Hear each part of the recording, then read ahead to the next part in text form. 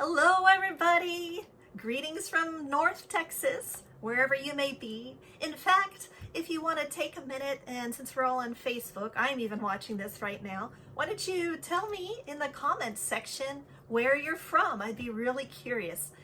I am just so excited to have been invited to give a presentation at this, hopefully it's a first annual Paranormal Quarantinacon, although hopefully we won't be quarantined next year, but you know what I mean. It would be fun to do this again.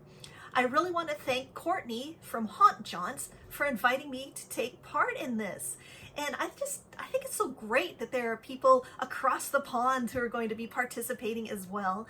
And the lineup for this event looks great. I can hardly wait.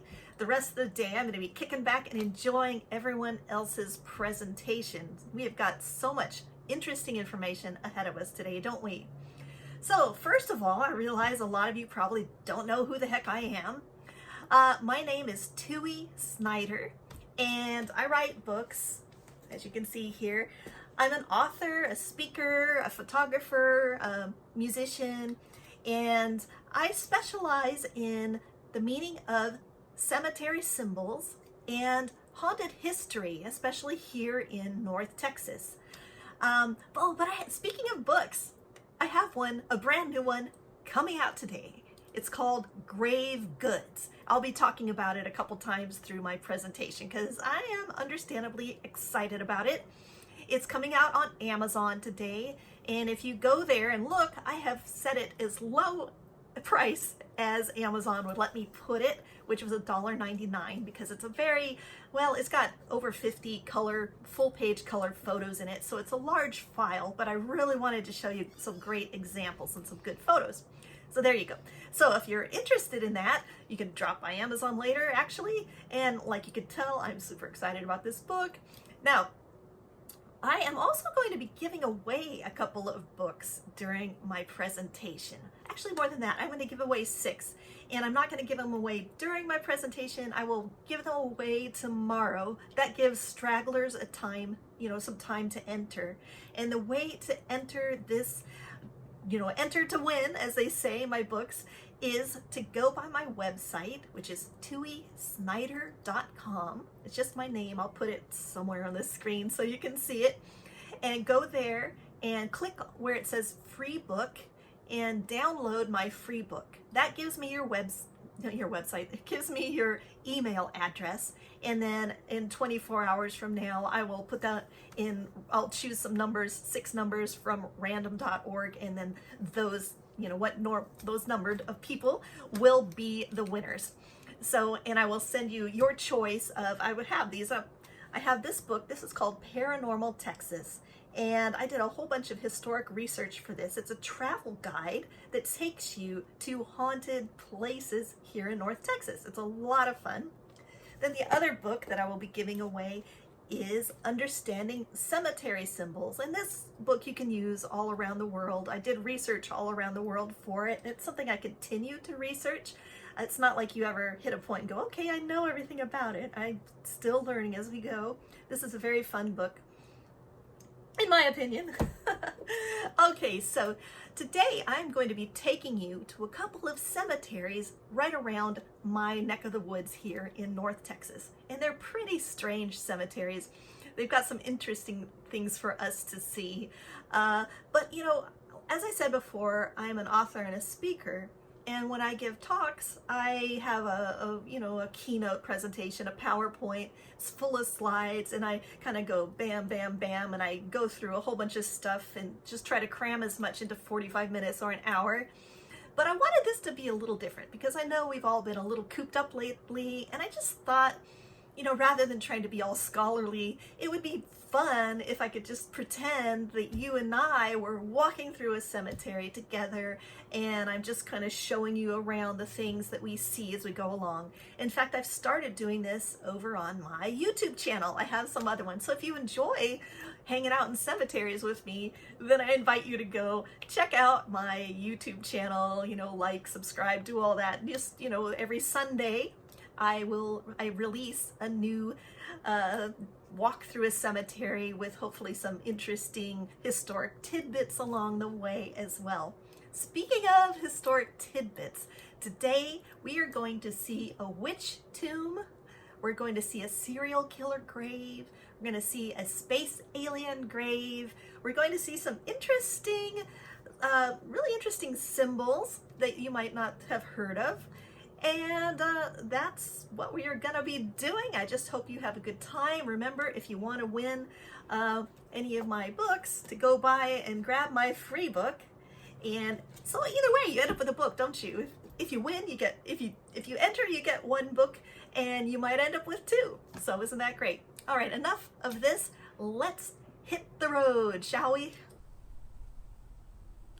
Now this crypt in front of us here has quite an interesting history behind it.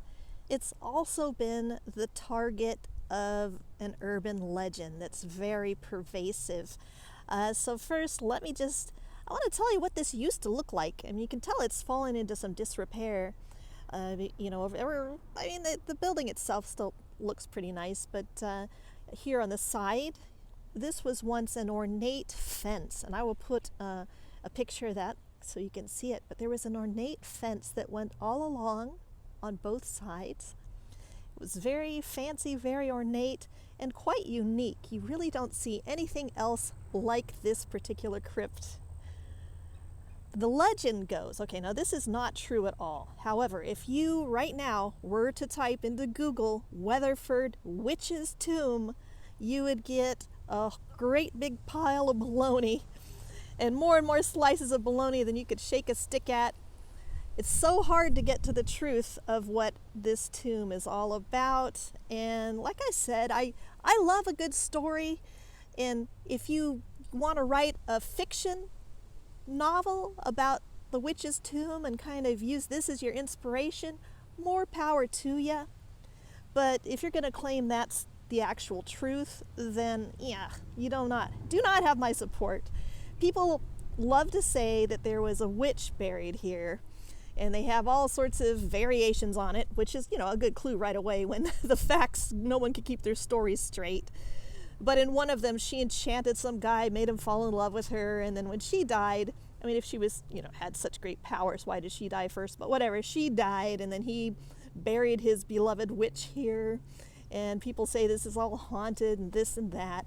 Now, I love a good haunting, don't get me wrong, but in this case, and hey, maybe this is haunted, I don't know, but there is no witch buried here. A big clue for that is that, and I've looked into all sorts of alleged witches' tombs here in Texas and in this area, and we just don't have that history here. There are people probably who, there are people who are Wiccan and people who practice that as a religion, and I'm sure that maybe there were people who were suspected of being witches, but I haven't even really come across that when I've done historic research for here. It's not like Salem, Massachusetts, and the East Coast of the United States. You will hear, when you hear a tale of a witch, there's probably going to be maybe something more behind it. But anyway, people still to this day are just love to call this the witch's tomb. At least once a year I get an email from somebody asking about it, and it's just sort of frustrating for me. But let's take a little closer look. I mean, one thing that cracks me up about this too is, okay, so you get up here and you look at this interesting mausoleum, and then you look up at the top, and right there it says Hiram E. Swain, born January 28th, 1836, died November 18, 1883. So he was only 47, and I did see his obituary online, and it was a sudden death. People did not expect it. Maybe he had heart disease or something. I really don't know, but he did drop dead rather suddenly, and that was, a surprise. Now he was a retired sea captain, and after his days at sea, he became quite a businessman. He had a mill, and I think he was involved with the First National Bank. He moved away from Weatherford, and he was actually living in San Francisco at the time of his demise. He had already bought this crypt, and made it all fancy. It was ready for him, just he wasn't expecting to use it so soon. So his wife transported his body back up here, and he's interred in here. Now this is the type of crypt where a whole family could be laid to rest. And I mean, his name is on here. I don't know if there's anyone accompanying him in there. I have heard that there's a daughter in there, but once again, that's just heard. I haven't confirmed. I haven't confirmed that. But really, I would have liked to have seen this in its heyday. You can see that the dirt has really piled up. This door, actually, that's been bricked over, goes down quite a ways. And we have some interesting ornate work here, and it is really quite different. Very unique. But I reiterate, there is no witch here. Let's not slander poor Hiram E. Swain.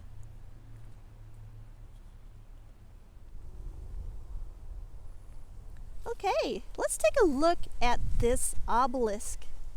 It's certainly in great shape, isn't it? Well, the reason it's in such great shape is that it is what's called white bronze, which is actually a zinc alloy monument. And these were made popular by a company called the Monumental Bronze Company out of Bridgeport, Connecticut. And I've seen some really interesting catalogs where you could purchase all the components to make your own monument. And what's so great about these is that they just last forever. And I'm going to get up here, and they all have kind of a light bluish tint, so you can sort of recognize them from a distance. But if you're not sure if it is a bronze or not, get up to it and go, yeah, that's not stone. That rings, and it's hollow. So I think they're really fascinating and wonderful. Now, unfortunately, when World War I came along, America needed their zinc for munitions. And that's what put the Monumental Bronze Company out of business. One thing I've heard about them, and I do not know if this is true, but it is just one of those stories that I love, and I kind of hope it's true, and I keep trying to find some confirmation of it, is that during Prohibition, which was 1920 through 1933, those are the years that here in America it was illegal to buy booze. So there was a lot of, what the black market was. It was people selling booze, right? So I'm going to come up here and show you. See these panels? You would order them from the Monumental Bronze Company catalog, and you choose different things for yourself. So different epitaphs, like this one here. I'm kind of watching my step here. All right. Gone from our home, but not from our hearts. So that's something you could purchase from them. Now, I have heard that behind these, if you unscrew this, you could keep it kind of loose, and that some people who, during Prohibition, who were running rum or booze, would hide it inside of these, and that people could then, they could purchase it from them in that way. That was like a way to run booze. Now, I've heard that a few times, but I haven't really been able to substantiate it. I'm just sharing it because it is one of those stories that seems so fun. He died as he lived, a pure, upright man. Now, one thing I know about this actual cemetery, I was in a forum once, and a guy there mentioned that when he was growing up, there was some lady, like Granny Ellie or something. I don't know what her name was. I'm just sort of making that up. But she would sell booze to kids who were underage, because here in America, you have to be 21 to drink. And she would, if you gave her some money, she would hide some liquor for you out here, behind some grave. I don't know where. So I thought that was kind of interesting. Maybe she was using these zinc monuments. I'll have to look for that guy's post again in the forum and see if I can find out. But once again, I really love these. They hold up so well. I mean, you can read this, no problem. You can see the date this person was born. 1859, died 1880. Ooh, looks like something fell off there. But still, compared to a lot of these stone monuments, these zinc ones sure stay in great shape. I'm sure maybe we'll see a few more of these, but this is one of my favorite ones. And it really did, I like how you could customize them and you had all those options.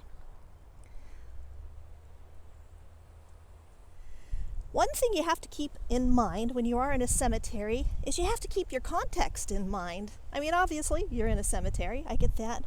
But you have to think of the time period, and you also have to think about the religious and cultural context of the headstones and the symbols you're looking at. And we have a really good example right here of something that could mean something different in different contexts. It's a little bit behind the shadows, in shadows, unfortunately, right now, but I think we can still get a good look at it. What I am talking about is this picture. We have a picture on its side, and it says Maddie. Now, without knowing anything about her, I think to myself, am I in the Christian part of the cemetery, or am I in a Jewish part of a cemetery?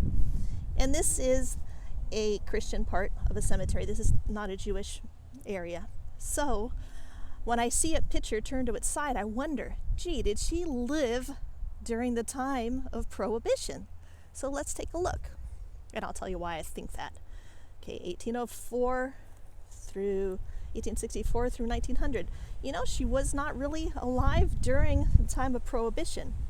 But the reason I wondered about that is because the picture on its side like this stands for temperance.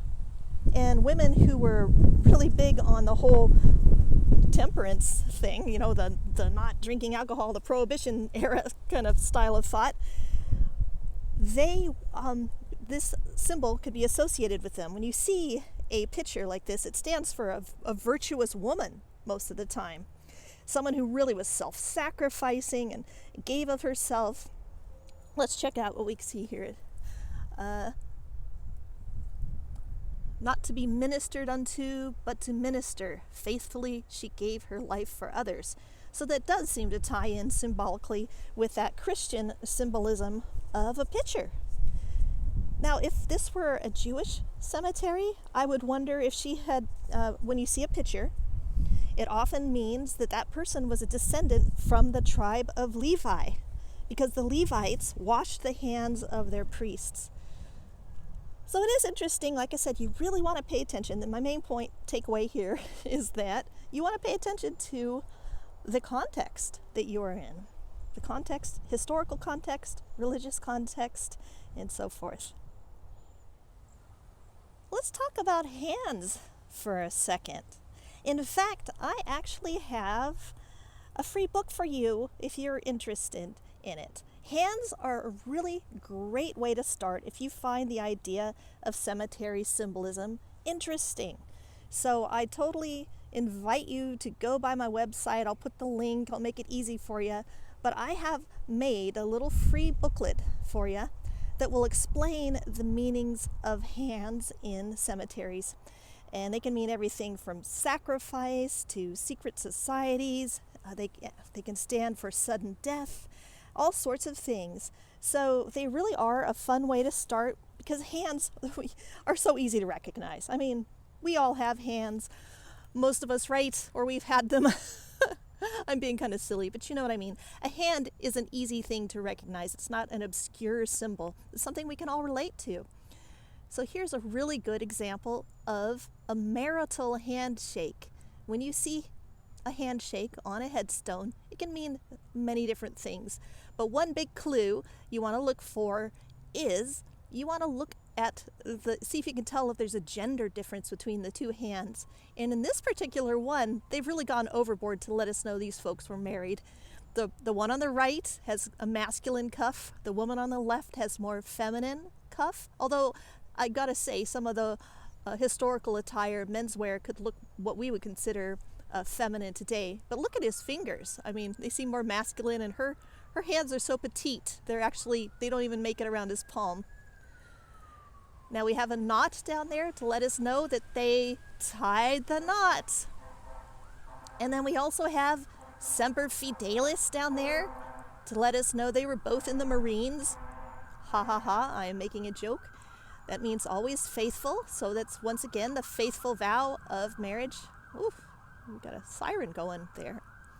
And we can see that that's him, Robert, on the right there. And then we have Geraldine on the left. I just think this is a really beautiful one. Most marital handshakes are not this clear cut, but it's really fun. Like I said, hands are just a really great way to get into the whole idea of symbolism. If you don't think, if you want to give it a try, like, am I interested in learning about cemetery symbols? Then I invite you to, get my free book, go to a cemetery, start looking for some hands, and if you might find that, wow, this is a really fun hobby. That's kind of how I got my husband into it, actually. So I started pointing out the hands, and now he's become a bit of a cemetery aficionado too. But I want to take you over here because, hey, we are in Texas, and there are a couple of famous cowboys in this cemetery. And what could be more Texan than some cowboys, am I right? Now we have the grave of Oliver Loving and his wife, I believe, over here. I want to call your attention before I tell you about his life, the life of this cowboy. I want to call your attention to these bandanas here. Now, bandanas, that's something that a cowboy will often wear. Of course, a lot of us are wearing them right now thanks to coronavirus, but you know what I mean. So Oliver Loving was a famous cowboy, and when people come to pay their respects here, they will leave a bandana. They'll tie it on this little railing here. His railing kind of reminiscent of a hitching post when you think about it. And that is a form of grave good. Grave goods are the items that you leave at a grave site or that you have buried with the deceased. And in ancient times, we always think of people like King Tutankhamun being buried with tons of gold and servants and all sorts of stuff. But even today, people do choose to be buried with things. And I have a book that came out today. Like I said, I'm super excited about it because people see things like this, and to some people, they instantly get it. And maybe it was part of their cultural belief system too. As a way to honor the dead is to leave something behind, to leave a token of your remembrance. And there's quite a lot of ways to do this. The most common, of course, is flowers. And here we have plastic flowers, but real flowers or plastic flowers. Flowers symbolically stand for life's fragile beauty. And during the Victorian era, there was a whole thing, floriography, it's called, where they could even get deeper into that. Like the different colors of roses could mean different things. And so, but here we have, so this is a very interesting one. And I have seen all sorts of grave goods. Now, sometimes people see them and they think that they're garbage. And that's far from the case. I mean, yes, there's garbage. Garbage is one thing. Garbage is horrible. As we were driving into this cemetery today, I saw someone had discarded a couch and a mattress over in a corner area on the little road. And I mean, really, that is just horrible and disrespectful. No. But when people leave some weird item at a grave site, like I have even seen, one of the weirdest things I have seen at a grave site were clown noses. Yeah, like the red clown, honka honka, clown nose. Yeah, I've seen those at cemeteries. And it was at Showman's Rest, which is a cemetery for circus performers. So, all right, it made sense. Okay, now let's talk about this cowboy, Oliver Loving. I'm going to read this first here to you. Here's the Dean of Texas Trail Drivers, founder of 3 major cattle trails. Oliver Loving came from Kentucky to Texas, and with Charles Goodnight as his partner. And on a drive to New Mexico, Loving scouted ahead of the cattle, was badly wounded by Indians, lay 5 days without food before his rescue, and he died of gangrene in September 25th, 1867. His dying wish was fulfilled when his son Joseph joined Charles Goodnight to bring Oliver Loving's body 600 miles by wagon for burial in this county. Now, if that tale sounds a little familiar to you, it's because Larry McMurtry based his book, and which later became a really cool mini-series, on that epic friendship between Charles Goodnight and Oliver Loving, and how Charles Goodnight fulfilled his dying wish to bring his body 600 miles back, and have it buried at home. And so here you go. This is what we have right here. I'm going to show you another cowboy here shortly. So I was just telling you how Charles Goodnight was such a good friend to his buddy Oliver Loving that he fulfilled his dying wish and transported his body 600 miles by wagon to this cemetery. Well, he also paid for this monument for another cowboy. Now, this was a black cowboy. I think it's kind of cool. You don't hear too much about black cowboys, so I thought that was pretty great. His name was Bose Icard, and he was actually born into slavery, but he was such a great cowboy, and like I said, he served those guys really well. And so Charles Goodnight paid for this monument when he passed away. And as you can see, once again, since he was a cowboy, people leave bandanas here. These have gotten quite faded. I think last time I was here they were a little bit brighter, but our Texas sun is mighty hot. Let me see if I can read this. It's very backlit, unfortunately. Bose Icard, born a slave in Mississippi. Bose Icard came to Texas as a child with a family of his owner, Dr. Milton Icard. He remained as an employee following his emancipation, but in 1866 he joined a cattle drive to Colorado led by Charles Goodnight and Oliver Loving. There's a very famous cattle trail called the Goodnight Loving Trail, and it's where they would run longhorn cattle up to market, and it goes right through here. So let's see here, I lost my place on there. Icard became one of Goodnight's best cowboys and a trusted friend. Following his work in the cattle drives, Icard settled in Weatherford. That's this town right here. He and his wife Angeline were the parents of 6 children. When he died in 1929 at age 85, Goodnight had a granite marker erected at his grave. And it says, the marker, served with me 4 years on Goodnight Loving Trail, never shirked a duty or disobeyed an order, rode with me in many stampedes, participated in 3 engagements with Comanches, splendid behavior, see Goodnight. And we can see here that people leave coins as well. That's another type of grave good.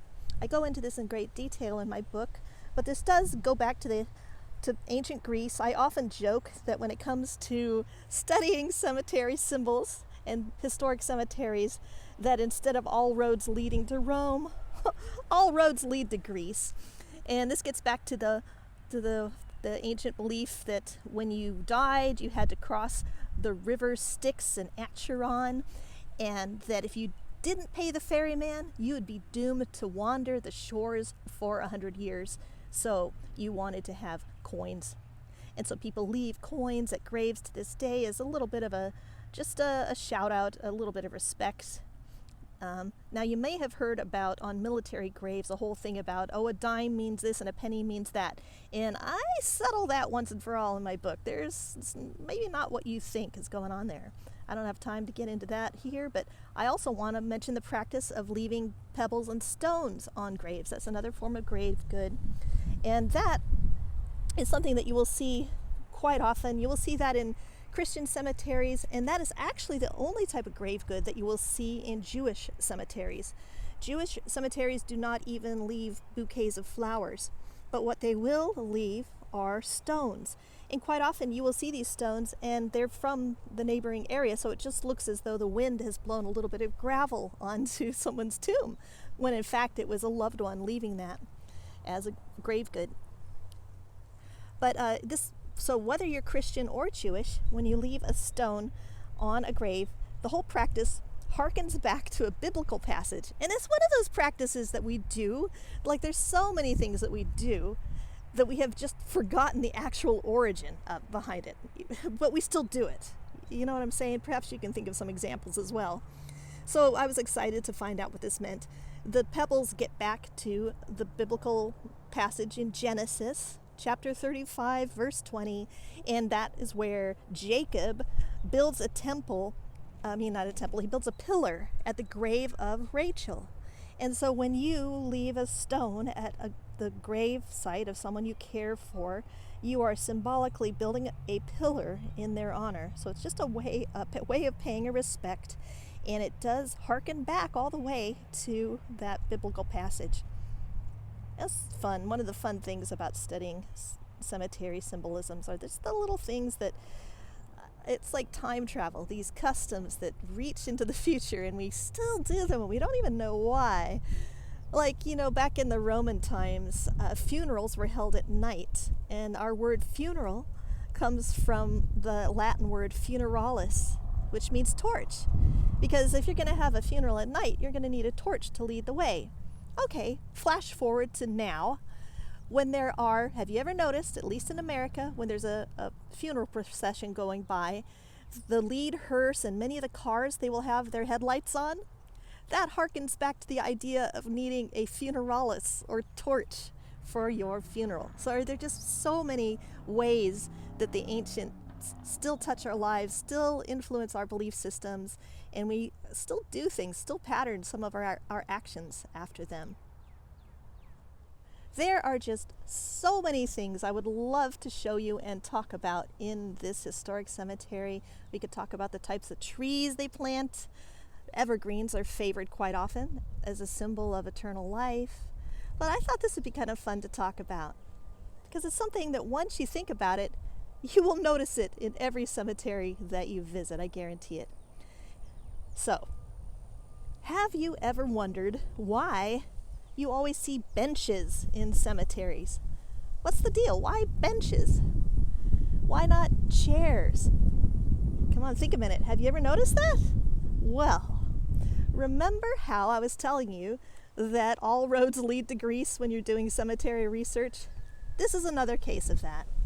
So in ancient Greece, families would visit, the cemeteries were not in the city, they were outside of town, but there would be several festivals and different times a year when the family would want to gather at the loved one's tomb. And so the first thing they would build usually would be what you call a table tomb. I'll put a picture of that. Here, I'll zoom out so I can put a picture of a table tomb in here. And a table tomb is called that because it looks like a table and you use it like a table. So this was a place to give the people, when they were visiting their family plot and for some ceremony or some sort of festival throughout the year, they would have a table, and that's where they would put their snacks. All right, so the next thing they would want would be a place to sit. And there is a type of bench in Greece, in ancient Greece, called an exedra, which to me always sounds like a headache medicine. But this isn't an exedra that we have here. It's kind of close, but not quite. Maybe, I will superimpose a picture of an exedra later from a cemetery that I saw, I think down in Florida. Anyway, an exedra is a curved bench, and these were benches that they would have in public spaces in Greece, because Greece was really big on giving their populace public spaces. That was a new idea, and that was one of the ideas that our founding fathers were really impressed by. And our founding fathers used a lot of symbolism from ancient Greece, but we can touch on that another day. But right now I just wanted to talk about the benches. Now the other thing about benches is that they are meant to be sat upon. And I do say that, I'm not trying to be facetious, but there have been times when I have been with my friends and I'm at a cemetery and I want to take some notes, because I usually have a little notebook with me. And oh yeah, I should tell you guys about my graveyard journal. I have a little journal. I'll tell you later. Anyway, so I sit down, I see a nice bench like this, and if it looks, now, one caveat, you have to be careful. Like, I see these little red bugs on here. I don't know what they do, if they sting or anything. Texas has all sorts of bugs, and I didn't grow up here, so I kind of have to learn and be careful. I err on the side of, avoidance. But I could still, that looks fairly stable. It looks nice and sturdy. I could sit on there for a minute and write down a note. There's nothing sacrilegious about that. Benches are meant to be sat upon.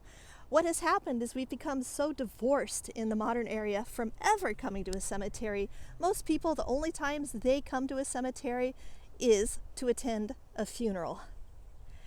And okay, yes, I get it. That's that's a sad moment and you kind of don't know what to do with yourself. And since you don't visit cemeteries much, it feels really awkward. But I want to tell you something, a little epiphany I had, is that cemeteries are actually for the living. They are for us. We can argue till we're blue in the face about what happens after you die. And honestly, none of us is going to know, no matter how convinced we are, none of us is going to know with 100% surety until we experience that for ourselves. Hopefully a very long time in the future, so we can continue to have our arguments here on Earth. But my point is that the purpose of a cemetery, yes, that's where we lay our loved ones to rest. But I come here, I don't have any family here. To me, it's a way to connect to history. You know, it makes me think about those cowboys. I'm really curious about Bose Icard and Charles Goodnight and Oliver Loving. It really, wow, that wind, sorry, it kind of blew my camera out of my hand there for a flash second. But yeah, so to me, when I visit a cemetery, it's a way to connect to history, and it actually brings history to life. It brings history to life to me in a way that other things don't. So, getting back to benches, yes, it's perfectly fine to sit on a bench. Go ahead, just make sure it's sturdy and you're not going to have an issue there. You can even, if you could head over to Google now and type memorial bench, you're going to see benches of all sorts. They're still the most popular, or very popular monument. Think about it, even in public parks, people who will have, you'll sit on a bench and you might see a little plaque on it that says, in the memory of, Joe White, or something like that, even though they're not buried there. Benches, this tradition that began in ancient Greece, has reached all the way into our lives here in the present, and we just don't even think twice about it. So that's one of those very simple observations about the cemetery that leads us all the way into the past, and I just think that's so fascinating. I hope you're having fun. I am. As you can see, Aurora Cemetery was established in 1861. I'm going to come over here and show you the historic marker, because it knocked my socks off the first time I saw it. So, you read on and it's fairly standard about the history around here, but then you get down to that middle part here and, towards the end, it says, located in Aurora Cemetery is the gravestone of Nellie Burris. Oh, well, let's keep going. The part I wanted to talk about. This site is also well known because of the legend that a spaceship crashed nearby in 1897 and the pilot killed in the crash was buried here. Okay, here we are. Where this rock is right now, this is marking the grave more or less, although it has moved, and that's another story. But this is where the body of an alleged space alien is buried, and I kid you not. Now, you've probably heard of the Roswell Incident from 1947.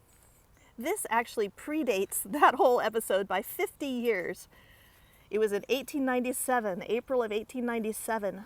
The Dallas Morning News has an article in which they say that the early risers of Aurora were astounded when they heard a great crash. And a man named Judge Proctor, he had his windmill blown over, knocked over really, by a crashing cigar-shaped craft. Inside it, the inhabitants of Aurora found a little charred body. And it was the day before Easter, so being good Christians, they buried the critter. And to this day, the mystery remains. It's quite a tale. I'm actually writing a book about it. Yeah, shocker, I know. But what got me was when I started to research it, I wanted to get my own information about it. Yeah, so I'll put the link below if you want to read a little bit more about this to an article I've written and some other information. Okay, everybody. Before I go, I thought I'd tell you about one more notorious character here in Aurora Cemetery. It's very sad, and creepy, really. This is the grave of a local serial killer who was active, I believe, in the 80s here in North Texas. And it was just so creepy. He sexually mutilated both men and women, and like I said, he was a serial killer, and this is where his grave site is.